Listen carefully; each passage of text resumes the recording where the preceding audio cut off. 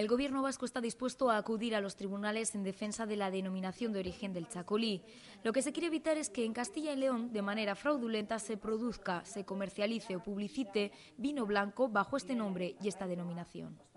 Si la Junta de Castilla y León toma una actitud activa intentando que su producción lleve el término de chacolí y hay una resolución de Gobierno, inmediatamente entraremos en lo que se llama el procedimiento jurídico, alegaciones y, si es necesario, llegaremos a los tribunales.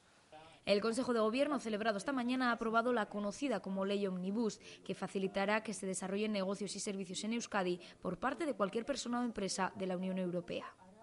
Lo que se persigue con este cambio normativo es que cualquier persona física o jurídica de la Unión Europea que quiera abrir un negocio o desarrollar una actividad